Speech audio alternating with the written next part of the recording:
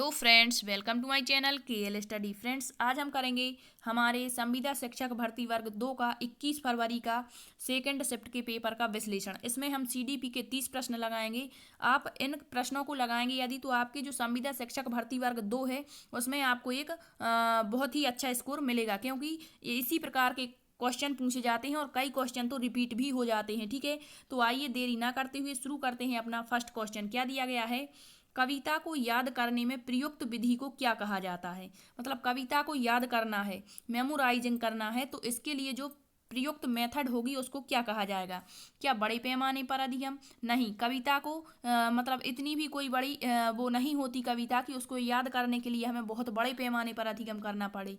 वितरित शिक्षा मतलब कविता को बांट करके भी नहीं पढ़ा जाता। फिर दिया है युग्मित सहयोगी अधिगम, मतलब सहयोग के माध्यम से भी नहीं पढ़ सकते। क्रमिक संस्मरण मतलब जो कविता होती है वो गा करके पढ़ी जाती है, तो इसके लिए एक क्रम का अनुसरण किया जाता है। ठीक है, तो इसका करेक्ट आंसर हमारा ऑप्शन थर्ड हो जाएगा। नेक्स्ट क्वेश्चन क्या है? भाषा सापेक्षवादी परिकल्पना में मजबूत विश्वासियों का तर्क है कि, मतलब जो भाषा है सापेक्षवादी परिकल्पना में मजबूत विश्वासियों का तर्क है कि क्या है कि भाषा बोध को निर्धारित करती है। मतलब इनका कहना है कि जो भाषा है वो बोध मतलब समझ को निर्धारित करती है। ऐसा नहीं होता। भाषा विचार को निर्धारित करती है, हो सकता है। फिर दिया है भाषा स्मरण शक्ति को प्रभावित करती है, और फिर दिया है भाषा विचार को प्रभावित करती है। नहीं, भाषा विचार को प्रभावित नहीं करती। जो भाषा है वो विचार को निर्धारित करती है। इसका करेक्ट आंसर ऑप्शन सेकंड हो जाएगा। अब जिसने भी जीन पियाजे और वाइगोत्स्की को पढ़ा है उसको पता होगा कि भाषा और विचार के बारे में उन्होंने क्या कहा है। तो जो हमारे जीन पियाजे थे वो कहते थे कि जो विचार हैं वो पहले आते हैं और भाषा बाद में आती है, जबकि जो वाइगोत्स्की हैं वो कहते थे कि जो भाषा है वो पहले आती है और विचार बाद में आती है, और भाषा जो है वो विचार को निर्धारित करती है। तो ये कथन हमारे किसका है? वाइगोत्स्की का है। ठीक है, तो इसका करेक्ट आंसर हमारा ऑप्शन सेकंड हो जाएगा। जो भाषा होती है वो विचार को निर्धारित करती है। जब हमारे मन में कोई विचार आता है तो उस विचार को प्रकट कैसे करते हैं? हम भाषा के माध्यम से। ठीक है, तो इस तरह से इसका करेक्ट आंसर ऑप्शन सेकंड हो जाएगा। नेक्स्ट क्वेश्चन है, एक व्यक्ति जिसमें प्रेरक उपलब्धि की कमी है, प्रेरक उपलब्धि की कमी है, वह प्रदर्शित करेगा। मतलब प्रेरक उपलब्धि की कमी है तो वह क्या प्रदर्शित करेगा? आत्म आश्वासन। क्यों क्यों करेगा आत्म आश्वासन? क्योंकि यहाँ पर कमी बताई जा रही है, और आत्म आश्वासन तो एक मतलब बढ़ोतरी के लिए होता है। ठीक है, तो ये नहीं हो सकता। फिर दिया है निराशावाद, बिल्कुल हो सकता है, लेकिन हमें सारे ऑप्शन देखने हैं। फिर दिया है व्यवहारवाद, तो ये भी नहीं होगा। और लास्ट ऑप्शन दिया है सकारात्मक दृष्टिकोण। तो जब कमी है तो सकारात्मक दृष्टिकोण, ये तो नेगेटिव हो जाएगा। ठीक है, तो हमें बताना है कि कौन सा एक उपलब्धि की कमी को प्रदर्शित करेगा। तो निराशावाद। ठीक है, निराशावाद मतलब निराशा रहेगी तो प्रेरक उपलब्धि की कमी है। ठीक है, इस कारण से वो निराश है। नेक्स्ट क्वेश्चन है, समावेशी शिक्षा में योजना को डैश के समावेशी शिक्षा में योजना को डैश के द्वारा पालन किया जाना चाहिए। मतलब एक समावेशी शिक्षा है तो उसमें कोई योजना यदि हम चला रहे हैं तो उसका पालन किस तरह से होना चाहिए? सार कथन केवल सार बता देने से नहीं, मूल्यांकन केवल मूल्यांकन से भी नहीं होगा। जब समावेशी शिक्षा में सभी को समान रूप से शिक्षा ही नहीं मिलेगी तो मूल्यांकन किस चीज़ का होगा? ठीक है, आकलन एक मूल्यांकन का ही पार्ट होता है, तो ये दोनों गलत होगा। इसका करेक्ट आंसर होगा कार्यान्वयन। किसी भी समावेशी शिक्षा में यदि हमें कोई भी योजना चलानी है या किसी भी जो विशिष्ट बच्चे हों या सामान्य, तो उनको एक साथ एक ही विद्यालय में समान रूप से, ठीक है, अतिरिक्त जो विशिष्ट बालक होते हैं उनको अतिरिक्त सामग्री के माध्यम से पढ़ाया जाता है, तो उनका कार्यान्वयन किया जाता है। ठीक है, करेक्ट आंसर ऑप्शन थर्ड हो जाएगा। नेक्स्ट है, आरटी अधिनियम इस वर्ष में लागू किया गया था। तो जिसने भी आरटी 2009, इसका नाम ही है आरटीई 2009, राइट टू एजुकेशन। ठीक है, तो किस वर्ष लागू किया गया था? तो ये सभी को पता है, 2009 में। ठीक है, इसकी धाराएं जो दी गई हैं वो एक बार पढ़ लें, इससे क्वेश्चन बन जाता है। नेक्स्ट क्वेश्चन है, जैक गणित में कमजोर छात्र है। मतलब कोई जैक करके एक लड़का है वो गणित में कमजोर है। निम्नलिखित में से कौन सा परीक्षण उपरोक्त कथन का सर्वोत्तम वर्णन कर रहा है? क्या बुद्धि परीक्षण? नहीं, इससे तो बुद्धि आईक्यू का मापन होता है। अभिवृत्ति परीक्षण? नहीं। उपलब्धि परीक्षण हो सकता है। कौशल आधार? तो इसका करेक्ट आंसर ऑप्शन थर्ड हो जाएगा, उपलब्धि परीक्षण। क्योंकि उपलब्धि परीक्षण क्या होता है कि छात्र की उपलब्धियों का पता लगाना। ठीक है, छात्र ने क्या हासिल किया है उसका पता लगाना। तो यहाँ पर वो कमजोर है तो इसका परीक्षण, ये नहीं कि केवल उपलब्धि का, कमजोरी का भी यहाँ पर पता लगाया जाता है। ठीक है, तो इसका करेक्ट आंसर हमारा ऑप्शन थर्ड हो जाएगा। फिर दिया गया है नेक्स्ट क्वेश्चन, कुत्ते के साथ पावलाव के प्रसिद्ध प्रयोग में, मतलब कुत्ते ने जो पावलाव ने कुत्ते पर प्रयोग किया था लार वाला, ठीक है, तो जिसे हम शास्त्रीय या परंपरागत अनुबंधन का सिद्धांत कहते हैं। यदि पूछ ले अनुबंधन के जनक कौन माने जाते हैं तो पावलाव माने जाते हैं, ठीक है। और इनको 1904 में इस क्षेत्र में मतलब पाचन क्रिया के क्षेत्र में नोबेल पुरस्कार भी दिया गया था। तो यहाँ पर प्रश्न क्या है कि कुत्ते के साथ पावलाव के प्रसिद्ध प्रयोग में वह शब्द कौन सा था जिसका उपयोग उस भोजन का वर्णन करने के लिए किया गया था जिससे कुत्ता स्वाभाविक रूप से लार टपकाता था। तो यहाँ पर क्या पूछा गया है कि जो पावलाव है उन्होंने जो भोजन का प्रयोग किया है इसको क्या कहा गया था, भोजन को क्या कहा था, ठीक है। इसके बाद जो घंटी थी, घंटी को क्या कहा था इन्होंने, और इसके बाद वो अनुक्रिया कर रहा था जिससे स्वाभाविक रूप से लार टपकाता था, ठीक है। तो भोजन को क्या कहा था, तो इसका करेक्ट आंसर हमारा ऑप्शन थर्ड हो जाएगा, स्वाभाविक उद्दीपक, ठीक है। और जो घंटी थी वो क्या थी, तो वो थी अस्वाभाविक उद्दीपक। अब अन्य नाम यदि पूछ लें भोजन के कि भोजन को और किस नाम से मतलब इन्होंने बताए थे, किस कौन कौन से नाम थे, तो स्वाभाविक उद्दीपक था, इसके बाद प्राकृतिक उद्दीपक था, अनानुबंधित उद्दीपक भी इसी को कहा जाता था, ठीक है। तो इनका जो प्रयोग था इन्होंने क्या किया था, सबसे पहले इन्होंने स्वाभाविक उद्दीपक दिया, मतलब जिसे हम यूसीएस कहते थे, ठीक है। तो जो कुत्ता था वो क्या करता था, स्वाभाविक अनुक्रिया करता था, मतलब यूआर रिस्पॉन्स, अनकंडीशनल रिस्पॉन्स, स्वाभाविक अनुक्रिया। फिर इसके बाद इन्होंने क्या किया, इन्होंने केवल सीएस दिया, मतलब कंडीशनल स्टिमुलस दिया, मतलब घंटी थी ये, ठीक है। और प्लस इसके साथ में इन्होंने यूसीएस भी दिया, तब भी कुत्ते ने क्या किया, यूआर मतलब अनकंडीशनल रिस्पॉन्स, स्वाभाविक अनुक्रिया की। फिर इन्होंने केवल सीएस दिया, मतलब घंटी बजाई केवल, तो भी कुत्ते ने क्या किया, यूआर मतलब उसने फिर से स्वाभाविक अनुक्रिया की, ठीक है। तो इस तरह से इनका जो 3 चरणों में इनका जो सिद्धांत है इसे याद रखना। पहले जो पावलाव है वो क्या करते हैं कि भोजन देते हैं, तो कुत्ता क्या करता है, स्वाभाविक अनुक्रिया मतलब लार टपकाता है। फिर वो घंटी बजाते हैं और भोजन भी देते हैं साथ में, तब भी कुत्ता स्वाभाविक अनुक्रिया करता है। और फिर केवल घंटी बजाते हैं तब भी कुत्ता क्या करता है, स्वाभाविक अनुक्रिया, ठीक है। तो ये क्रिया वो कई बार करते हैं, ठीक। तो ये क्या था, यहाँ पर पूछा गया है भोजन को किस नाम से वर्णित किया गया है, तो स्वाभाविक उद्दीपक, ठीक। नेक्स्ट क्वेश्चन है, केटल ने अपने व्यक्तित्व के सिद्धांत में स्रोत लक्षण के कितने युग्म बताए हैं। तो केटल ने जो व्यक्तित्व मापन का 16 पीएफ परीक्षण दिया है, ठीक है। तो इसमें 16 सिद्धांत के लक्षण बताए हैं, 16 जो युग्म में होते हैं, किसमें, युग्म में, ठीक है। फिर नेक्स्ट क्वेश्चन है, शिक्षक पात्रता परीक्षण किस प्रकार के परीक्षण का एक उदाहरण है। शिक्षक पात्रता परीक्षा जो होती है वो किस प्रकार का, तो अभियोग्यता नहीं, सृजनशीलता नहीं, बुद्धि नहीं, इसका करेक्ट आंसर इसका करेक्ट आंसर हमारा अभियोग्यता होगा, ठीक है। एप्टीट्यूड मतलब शिक्षक पात्रता परीक्षा के माध्यम से बालक की अभियोग्यता को प्रदर्शित किया जाता है, तो इसका करेक्ट आंसर अभियोग्यता होगा, ठीक है, ना कि ये सब। फिर दिया गया है नेक्स्ट क्वेश्चन, अधिगम के एक अनुकूल वातावरण में डैश के अलावा निम्नलिखित विशेषताएं उपस्थित हैं। मतलब अधिगम में एक अनुकूल वातावरण है तो एक ऐसी कौन सी विशेषता है जो उपस्थित है, मतलब एक नहीं होगी, ठीक है। तो शिक्षार्थी को स्वायत्तता। फिर दिया है बहुविषयक दृष्टिकोण, शिक्षक की निगरानी या लचीली प्रक्रिया, तो इसका करेक्ट आंसर होगा हमारा शिक्षार्थी की स्वायत्तता, ठीक है, शिक्षक की निगरानी।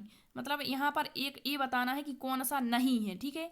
तो ये चारों तो हैं, शिक्षार्थी को स्वायत्तता मिलनी चाहिए, बहुविषयक दृष्टिकोण बिल्कुल, और शिक्षक की निगरानी यहाँ पर नहीं होगा, ठीक है, और लचीली प्रक्रिया होनी चाहिए। नेक्स्ट क्वेश्चन है, किसी भाषा में अर्थ को दर्शाने वाली सबसे छोटी इकाई डैश कहा जाता है। तो आपने जिसने भी भाषा विकास का मतलब सिद्धांत पढ़ा होगा उसमें आपने भाषा के भाग पढ़े हैं, कितने भाग होते हैं, 4। कौन कौन से, सबसे पहला होता है स्वनिम, क्या होता है, स्वनिम। इसके बाद होता है रूपिम, इसके बाद होता है अर्थ विन्यास, चौथा होता है अर्थ विन्यास, और लास्ट होता है वाक्य विन्यास, ठीक है। तो स्वनिम क्या कहलाता है, स्वनिम जिसका कोई अर्थ नहीं होता, मतलब जैसे हम का कह दें, फा कह दें, तो जिसका कोई अर्थ नहीं होता, ठीक है, केवल वर्ण जो होते हैं वो स्वनिम में आते हैं। फिर जिसका अर्थ निकले, मतलब अर्थ को दर्शाने वाली छोटी इकाई, यहाँ अर्थ पूछा गया है तो अर्थ को कौन दर्शाता है, हमारा रूपिम, जैसे हम कह दें पा, ठीक है, इस तरह से। तो इसका एक अर्थ भी है, और ये कौन सी होगी, रूपम होगी, तो इसका करेक्ट आंसर हमारा ऑप्शन 4 होगा, रूपम।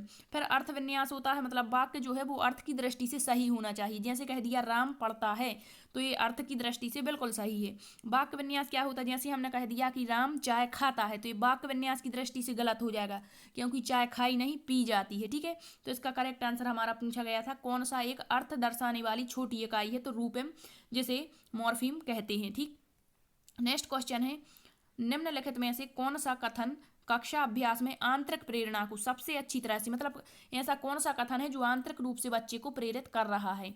तो शिक्षक स्वायत्तता को प्रोत्साहित करता है, मतलब शिक्षक जो है वो बालक को स्वतंत्रता प्रदान करता है, ठीक है। और शिक्षार्थी को उनके लक्ष्यों तक पहुंचने के विकल्प देता है, बिल्कुल शिक्षार्थी को क्या करता है, लक्ष्य तक पहुंचने के लिए विकल्प देता है। तो विकल्प देता है तो शिक्षार्थी जो होते हैं वो तरह तरह की क्रियाएं करते हैं और स्वयं से प्रेरित भी होते हैं, ठीक है। तो ये हो सकता है, लेकिन हमें सभी ऑप्शन देखने हैं। फिर दिया है शिक्षक बच्चे की काम की सराहना और प्रशंसा, तो ये सराहना और प्रशंसा तो बाह्य होगी, तो ये नहीं हो सकता। फिर दिया है शिक्षक नाश्ता और, ये तो बिल्कुल गलत है। फिर दिया है शिक्षक कार्य को पूरा करने के लिए नियम और शर्तें, नियम और शर्तें ये भी बाह्य हो सकता है, लेकिन ये भी नेगेटिव है। तो इसका करेक्ट आंसर जो है वो हमारा ऑप्शन फर्स्ट हो जाएगा, जो आंतरिक प्रेरणा को सबसे अच्छी तरीके से प्रदर्शित कर रहा है, ठीक है। नेक्स्ट क्वेश्चन है, निम्न में से कौन सी स्मृति की प्रक्रिया का हिस्सा नहीं है? तो अब जिसने भी स्मृति पढ़ा होगा उन्होंने इसमें पढ़ा होगा कि स्मृति के कितने भाग होते हैं, 3 होते हैं। कौन कौन से? तो सबसे पहला होता है भंडारण। यदि भंडारण आपको नहीं मिलेगा तो वहां लिखा होगा संचय, क्या? संचय, ठीक है। फिर दूसरा होता है पुनः प्राप्ति, ठीक है। इसके बाद तीसरा होता है एनकोडिंग या एनकोडिंग, ठीक है। तो अब जो भंडारण होता है वो क्या होता है, आपको ये पता होना चाहिए। तो जो भंडारण होता है, मतलब जो बाह्य सूचनाएं होती हैं उनको भविष्य के लिए भंडार, मतलब सुरक्षित करके हमारे मस्तिष्क में रखना ही क्या होता है, भंडारण, मतलब स्टोरेज करके रखना, ठीक है, सूचनाओं को। फिर पुनः प्राप्ति क्या होती है, जब भी उन सूचनाओं की हमें जरूरत पड़े तो उनको दिमाग से बाहर निकालना और उनका प्रयोग करना, यही होता है पुनः प्राप्ति। और फिर एनकोडिंग क्या कहलाता है, तो बाह्य सूचनाओं को जिस तरीके से, जिस माध्यम से हम अपने मस्तिष्क तक पहुंचाते हैं वही क्रिया एनकोडिंग कहलाती है, ठीक है। तो पूछा है निम्न में से कौन सा एक ऐसा ऑप्शन है जो स्मृति का हिस्सा नहीं है? तो इसका करेक्ट आंसर हो जाएगा ऑप्शन 4 प्रेरणा स्मृति का हिस्सा नहीं होती है, ठीक। नेक्स्ट क्वेश्चन है, स्मृति के किस भाग में 15 से 20 सेकंड में अनावश्यक जानकारी को भूल जाना शामिल है? तो जो स्मृति है वो कितने प्रकार की होती है? 3 प्रकार की। सबसे पहली होती है संवेदी स्मृति, ठीक है। कौन सी? संवेदी। दूसरी होती है लघुकालीन स्मृति और तीसरी होती है दीर्घकालीन स्मृति, ठीक है। तो इसे गौण स्मृति भी कहते हैं, लघुकालीन स्मृति को प्राथमिक स्मृति कहते हैं। तो संवेदी स्मृति में क्या होता है, जो अनावश्यक जानकारी है उसको 1 सेकंड में भूल जाते हैं, ठीक है। तो ये तो नहीं हो सकती। लघुकालीन स्मृति में 15 से 25 सेकंड में भूल जाते हैं अनावश्यक जानकारी को। तो इसका करेक्ट आंसर हमारा ऑप्शन 4 होगा, लघुकालीन स्मृति। और यदि पूछ लें दीर्घकालीन स्मृति में अनावश्यक जानकारी को कितने समय में भूल जाते हैं, तो इसमें 30 सेकंड से अधिक का समय लगता है, ठीक है। तो इसका करेक्ट आंसर पूछा है कौन सा, 15 से 20 सेकंड में, तो लघुकालीन स्मृति होगा, ठीक है। दीर्घ का पूछते तो 30 सेकंड से अधिक, संवेदी तो 1 सेकंड, ठीक है। कहीं कहीं 1 से 3 मिल जाता है इसमें, ठीक। नेक्स्ट देख लेते हैं क्वेश्चन, शिशु डैश की उम्र तक अजनबियों से झिझकना और शर्माना विकसित करती है? मतलब कितनी उम्र तक जो शिशु होता है वह अजनबियों से शर्माता है या झिझकता है? तो इसका करेक्ट आंसर हमारा ऑप्शन 4 हो जाएगा, 6 महीने तक, ठीक है। नेक्स्ट है क्वेश्चन, निगमनात्मक विधि इस प्रकार होती है। तो निगमन विधि क्या होती है? तो सभी को पता है कि जो निगमन विधि है उसमें कहाँ जाते हैं, नियम से उदाहरण की ओर, ठीक है, नियम से उदाहरण की ओर। तो नियम यहाँ पर किस ऑप्शन में आपको देखने को मिल रहा है? तो यहाँ पर दिया है ऑप्शन सेकंड, देख पा रहे हैं आप, कानून और नियमों से अवलोकन की ओर, ठीक है। तो कानून और नियम से अवलोकन की ओर। यदि पूछ लेता कि आगमन विधि में किस तरफ जाते हैं, तो आगमन विधि में उदाहरण से नियम की ओर, ठीक। नेक्स्ट क्वेश्चन है, क्या दिया है नेक्स्ट क्वेश्चन, माँ और उसके बच्चे के बीच मजबूत बंधन का यदि वर्णन करना है तो किस शब्द का प्रयोग करेंगे? तो प्रेम या लव नहीं, ये तो कुछ ही समय के लिए होता है। वैसे तो माँ और बच्चे के बीच जीवन भर होता है, लेकिन इसमें हमें बेस्ट ऑप्शन देखना है। सुरक्षा या सिक्योरिटी नहीं, मातृत्व मैटरनिटी ये भी नहीं होगा, ममता या अटैचमेंट, बिल्कुल इसका करेक्ट आंसर होगा अटैचमेंट, ठीक है। जो माँ है और बच्चे के बीच में मजबूत बंधन का कार्य करेगा अटैचमेंट, ठीक। नेक्स्ट क्वेश्चन है, ट्रैफिक में नेविगेट करने की कोशिश करते समय, ट्रैफिक में नेविगेट करने की कोशिश करते समय किस प्रकार की बुद्धि का उपयोग किया जाएगा? तो जो हार्वर्ड गार्डनर का बहुबुद्धि सिद्धांत है उससे आपका एक ना एक क्वेश्चन जरूर बनेगा, ठीक है। तो आपको याद रखना है, दिया है ट्रैफिक में नेविगेट करने की कोशिश करते समय किस प्रकार की बुद्धि का उपयोग किया जाता है? तो यहाँ पर ट्रैफिक में नेविगेट कर रहे हैं मतलब स्थान का पता लगा रहे हैं, इस कारण से इसका करेक्ट आंसर स्थानिक बुद्धि होगी, ठीक है। यदि पूछ ले अंतरावैयक्तिक बुद्धि और अंतः और एक होती है इंटरपर्सनल और एक इंट्रापर्सनल, ठीक है। तो यहाँ पर आप इंग्लिश में वर्ड देखें क्योंकि हिंदी में समझ नहीं आता है, ठीक है। तो इंटरपर्सनल का मतलब क्या होता है, इंटरपर्सनल मतलब दूसरे की, और इंट्रापर्सनल मतलब स्वयं की क्षमताओं कमियों को जानना, ये स्वयं की हो जाएगा और ये हो जाएगा दूसरों की कमियों जरूरतों को जानना। प्रकृतिवादी बुद्धि जैसे किसमें पाई जाएगी, जीव विज्ञानी हो गए, ठीक है, वैज्ञानिक हो गए इनमें, या फिर जो शिकारी होते हैं उनमें पाई जाती है प्राकृतिकवादी बुद्धि, ठीक है। तो इसका करेक्ट आंसर बताना था, ट्रैफिक में नेविगेट कर रहे मतलब स्थानिक बुद्धि इसका करेक्ट आंसर हो जाएगा। नेक्स्ट क्वेश्चन है, वंशानुगत कारक बच्चे के डैश के समय से ही अपना प्रभाव शुरू कर देते हैं। तो वंशानुगत कारक जो होते हैं वो गर्भाधान अर्थात जन्म से पहले ही अपना जो प्रभाव है वो शुरू कर देते हैं। तो इसका करेक्ट आंसर ऑप्शन 3 हो जाएगा। नेक्स्ट क्वेश्चन है, कोहल वर्ग के अनुसार बच्चा डैश नैतिक विकास के चरण में माता पिता और बड़ों की सामाजिक और राजनैतिक मान्यताओं पर सवाल उठा सकता है। तो कोहल वर्ग ने अपने नैतिक विकास के सिद्धांत में 3 स्तर बताए हुए हैं और 6 अवस्थाएं बताई हैं, ठीक है। प्रत्येक स्तर में 2-2 अवस्थाएं होती हैं। तो सबको पता है कि इनके 3 स्तर कौन कौन से हैं। पहला होता है पूर्व परंपरागत स्तर, फिर होता है परंपरागत स्तर, और तीसरा होता है इनका कौन सा, पश्च परंपरागत स्तर। तो पश्च परंपरागत स्तर जो इनका तीसरा स्तर होता है उसकी 2 अवस्थाएं होती हैं, एक होता है सामाजिक अनुबंधन और एक होता है सार्वभौमिकता, ठीक है।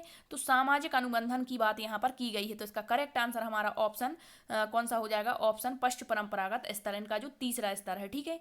नेक्स्ट क्वेश्चन क्या है, आप छात्रों के औसत अंकों की गणना कैसे करेंगे। तो औसत अंकों की गणना करनी है छात्रों के, तो उसका तो प्रयोग अर्थमेटिक के माध्यम से होगा। तो इसका करेक्ट आंसर ऑप्शन 4 हो जाएगा, अंकगणित औसत, ठीक है। नेक्स्ट क्वेश्चन है, आमतौर पर सभी कक्षाओं में विविधता होगी, बिल्कुल होगी, क्योंकि इंडिविजुअल डिफरेंसेस सभी जगह पर लागू होता है, ठीक है। चाहे जुड़वा ही बच्चे क्यों ना हो, उनमें कुछ ना कुछ विविधताएं हैं वो देखने को मिलती हैं, ठीक है। तो दिया है, उस आयाम को पहचाने जो बहुत अधिक विविधता से संबंधित कई समस्याओं को प्रस्तुत नहीं करता। मतलब बताना है कि एक ऐसा कौन सा ऑप्शन है जो विविधता को प्रोत्साहित नहीं करता या प्रस्तुत नहीं करता। तो सांस्कृतिक पृष्ठभूमि में तो बहुत अधिक विविधताएं होंगी, ये नहीं हो सकता। सामाजिक मान्यताएं, पुष्ट योग्यताएं, तो ये तीनों नहीं होंगे। हमें बताना है कौन सा एक ऐसा है जो प्रस्तुत नहीं करता किसको, विविधता को। तो करेक्ट आंसर जियोग्राफिकल स्टेटस, ठीक है, भौगोलिक स्थिति। नेक्स्ट है क्वेश्चन, निम्न में से कौन सी सफलता के लिए एक बच्चे की विशेषताएं, मतलब कौन सा एक ऐसा ऑप्शन है जो बच्चे की सफलता को दर्शाता है। तो अधिगम पर लगातार ध्यान केंद्रित करना हो सकता है, स्वयं पर ध्यान नहीं, कार्यपत्रक बिल्कुल, नोट्स गलत है, भाग्य पर विश्वास बिल्कुल गलत। करेक्ट आंसर हमारा होगा अधिगम पर यदि लगातार ध्यान केंद्रित करते हैं तो आपको सफलता जरूर मिलेगी, ठीक है। तो इसका करेक्ट आंसर हो गया ऑप्शन फर्स्ट। नेक्स्ट क्वेश्चन है क्या, आप एक माँ को अपने बेटे राज से निपटने के लिए एक व्यवहार कार्यक्रम विकसित करने में उसकी मदद कर रहे हैं। राज को अपोजिशनल डिफेंस डिसऑर्डर मतलब ODD है, अपोजिशनल डिफेंस डिसऑर्डर है। निम्न में से इस कार्यक्रम का सबसे महत्वपूर्ण घटक क्या है। तो एक ना एक डिसऑर्डर आपसे पूछा ही जाएगा, जैसे ADHD हो गया, ठीक है, इसके अलावा मतिभ्रम हो गया, स्किज़ोफ्रेनिया हो गया, इसके बाद मनोभ्रम हो गया। तो ये सारे डिसऑर्डर आपने पढ़ने हैं क्योंकि इससे क्वेश्चन बनता है। यहाँ पूछा गया है अपोजिशनल डिफेंस डिसऑर्डर क्या होता है, तो अब इसको थोड़ा सा पता होना चाहिए कि यह क्या है, तभी इसका हम करेक्ट आंसर दे पाते हैं, ठीक है। तो ODD जो होता है यह एक मनोवैज्ञानिक विकार होता है और यह बच्चों में पाया जाता है। इसका प्रमुख लक्षण क्या होता है ODD का, तो इसका प्रमुख लक्षण होता है गुस्सैल प्रवृत्ति, अड़ियल बर्ताव, चिड़चिड़ापन इसमें पाया जाता है जो ODD से पीड़ित होता है, ठीक है। अब इसको मतलब हटाया कैसे जा सकता है, तो माँ बाप की सतर्कता जो होती है इस बीमारी से बच्चे को बचा सकती है। मतलब माँ बाप होते हैं उनका अच्छा रवैया इससे निकाल सकता है बच्चे को। तो इसका करेक्ट आंसर सख्त परिवेश बिल्कुल नहीं, निरोध सजा नहीं, करेक्ट आंसर होगा ऑप्शन थर्ड, सकारात्मक सुदृढ़ीकरण, ठीक है। नेक्स्ट क्वेश्चन क्या है, सतत और व्यापक मूल्यांकन के लिए निम्न में से क्या मात्रात्मक पूर्वापेक्षा का एक हिस्सा नहीं है। मतलब ऐसा कौन सा है जिसको मात्रात्मक पूर्वापेक्षा नहीं की जा सकती। तो कक्षाओं की तो कर सकते हैं, विद्यालय की भी, शिक्षक की। यहाँ दिया है पाठ्यक्रम करिकुलम, इसकी जो है मात्रात्मक रूप से पूर्वापेक्षा नहीं की जा सकती, ठीक है। इसको मापा नहीं जा सकता मूल्यांकन के जरिए, मतलब पूर्वापेक्षा के जरिए, ठीक है। नेक्स्ट क्वेश्चन क्या है, रचनावाद यह मानता है कि सभी ज्ञान निम्न हैं। मतलब रचनावाद के अनुसार ज्ञान कैसे हैं। तो रचनावाद आपने पढ़ा हुआ है, ठीक है। तो इसके अनुसार जो ज्ञान होते हैं मतलब इसमें पूर्ववर्ती ज्ञान को महत्वपूर्ण माना जाता है रचनावाद में। तो क्या शिक्षार्थी के पूर्ववर्ती ज्ञान से निर्मित, शिक्षार्थी द्वारा केवल निर्मित नहीं, शिक्षार्थी यहाँ पर दिया है शिक्षक शिक्षार्थी को प्रोषित और व्यक्तिगत अनुभव, तो नहीं। इसका करेक्ट आंसर हमारा ऑप्शन फर्स्ट हो जाएगा, शिक्षार्थी के पूर्ववर्ती ज्ञान से निर्मित होता है।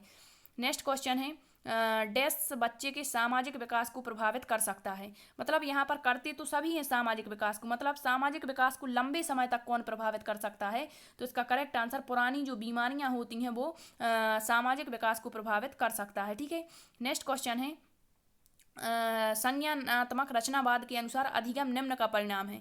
तो आपको देखना है व्यवहार और सहयोगात्मक नहीं, यहाँ पूछा है संज्ञानात्मक रचनावाद, और संज्ञानवादी कौन थे हमारे, जीन पियाजे, तो उन्हीं के अकॉर्डिंग ये क्वेश्चन पूछा गया है। तो आपने पढ़ा होगा, यहाँ पर ऑप्शन देखते हैं पहले, संरचनाओं का संयोजन और आवास हो सकता है, एसिमिलेशन, एकोमोडेशन, बिल्कुल ये किसने बताया है, हमारे जीन पियाजे के टर्म है। फिर दिया है बाहरी और आंतरिक नहीं, कार्रवाई पुरस्कार दंड नहीं, तो इसका करेक्ट आंसर ऑप्शन सेकंड हो जाएगा। जो संज्ञानात्मक रचनावाद है वो संरचनाओं का संयोजन और आवास पर जोर देता है, मतलब इनका परिणाम होता है। नेक्स्ट क्वेश्चन है कौन सा मूल्यांकन पूर्व निर्धारित मानकों के एक निश्चित सेट के विरुद्ध छात्र के प्रदर्शन को मापता है। तो पूर्व निर्धारित मानकों के, तो मतलब पूर्व में जो निर्धारित मानक हैं उनके एक निश्चित सेट के विरुद्ध, मतलब इसको नकारते हुए छात्र के प्रदर्शन को माप सकता है, तो वो होता है संदर्भित आकलन, मतलब मानदंड संदर्भित आकलन। ठीक है, इसका करेक्ट आंसर ऑप्शन सेकंड हो जाएगा। अब देखते हैं लास्ट क्वेश्चन क्या दिया गया है। राधा ने अपने छात्रों से उनके लिए ही एक अध्याय से प्रश्न बनाने और उससे संबंधित उत्तर लिखने के लिए कहा है। मतलब कि जो राधा है उसने स्वयं अपने छात्रों से ही स्वयं के लिए अध्याय से प्रश्न बनाने के लिए कह दिया। मतलब जो प्रश्न है यहाँ पर बच्चे को पता नहीं है, मतलब अमूर्त स्थिति में है। ठीक है, और फिर प्रश्न बना लेगा तो मूर्त स्थिति में आ जाएगा। तो पूछा है कि संज्ञानात्मक विकास के किस चरण में, तो आपने पढ़ा है कि जब बच्चे अमूर्त रूप से सोचने लगते हैं, अमूर्त चिंतन का उनमें विकास हो जाता है, इतने क्रियाशील हो जाते हैं छात्र यहाँ पर कि स्वयं से प्रश्न बनाने लगे, तो ये कौन सी स्टेज होती है जीन पियाजे की, तो ये होती है इनकी चौथी स्टेज, औपचारिक संक्रियात्मक अवस्था, अर्थात फॉर्मल ऑपरेशनल स्टेज, जो 11 वर्ष के बाद पाई जाती है। ठीक है, तो इसका करेक्ट आंसर ऑप्शन थर्ड हो जाएगा। अब आपने कितना स्कोर किया इन 30 प्रश्नों के माध्यम से कमेंट्स में जरूर बताएं, और यदि सेशन पसंद आया है तो लाइक शेयर सब्सक्राइब भी करें। इसके आगे हम नेक्स्ट मतलब जो 22-23 तारीख का जो पेपर होगा वो भी, उसके भी प्रश्न कराएंगे। इससे आपको एक नॉलेज लगेगा कि किस तरह से क्वेश्चन पूछे जाते हैं और किस तरह से आगे पूछे जाएंगे। ठीक है, थैंक यू।